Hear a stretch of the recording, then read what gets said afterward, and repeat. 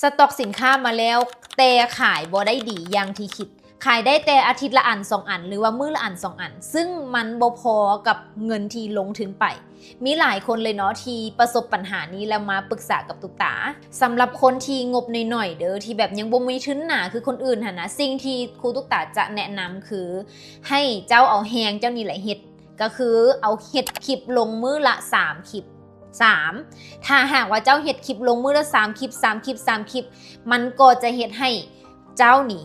ค่อยขยับขยื่นขึ้นไปก็คือเฮ็ดให้ Facebook นี่พอที่จะเปิดให้คนมาเห็นเจ้าเนาะเขาเจ้าห้องวิธีนี้ว่าการขายแบบออร์แกนิกถ้าหากว่าไผบ่มีทุนแต่ทีนี้ถ้าหากว่าการขายแบบออร์แกนิกนี้แม่นอยู่ว่าเฮาเอาคลิปลงปัญหาที่คนเฮ็ดสิ่งนี้ก็คือ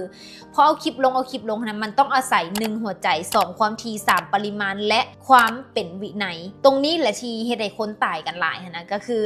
พอเฮ็ดอาทิตย์2 อาทิตย์มันยังบ่เห็นผลอีหยังเกิดขึ้นเริ่มท้อเฮ็ดถึง1 เดือนเริ่มบ่มีผลอย่างเทื่อเริ่มท้อแต่ตุกตาจะบอกว่าถ้ามื้อนี้นี่นะเจ้าฮู้วิธีเอาคลิปลงยังถูกต้องฮู้วิธีกันเว้ายังถูกทางและเฮ็ดให้คนนี่อยากฟังเจ้าหั่นน่ะ1 เดือน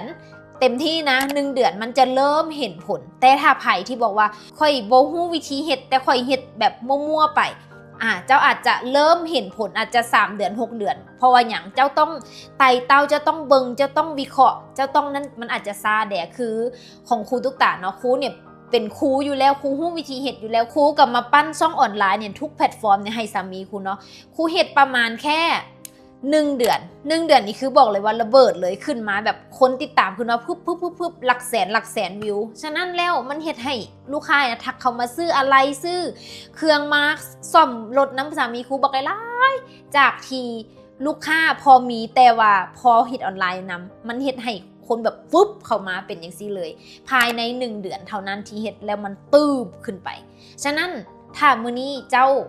ขายอย่างกระตามเจ้าเฮ็ดอย่างกระตามถ้าหากว่าเจ้าบ่มีทุนให้เจ้าเฮ็ดออร์แกนิกคือของครูเฮ็ดให้สามีครูก็บ่ได้ยิงแอดเธอนี่ขนาดบ่ยิงแอดนะถ้ายิงแอดมันสิซ้ำได้ถ้าเจ้าบ่มีทุนให้เจ้าเฮ็ดเอาแฮงเจ้าเนี่ยเฮ็ดและเฮ็ดอย่างมีวินัยถ้าภายที่บ่มีโค้ชบ่มีครูเจ้าอาจจะฮอด3 เดือนหรือ6 เดือนกว่าเจ้าจะเริ่มจับทางได้แต่ถ้าหากว่าเจ้าอยากจับทางให้มันไวเจ้าก็ต้องฮู้วิธีเฮ็ดฮู้วิธีทำเจ้าไปซ่องเรียนฮู้กับโค้ชกับครูที่เจ้ามักคนใดที่เจ้ารู้สึกว่าคนนี้เจ้าเว้าแล้วเข้าใจเราเว้ยเราเว้าแล้วเจ้ารู้สึกเก็ตง่ายสินะเจ้าก็ไปเรียนกับเราหรือแม่นไผที่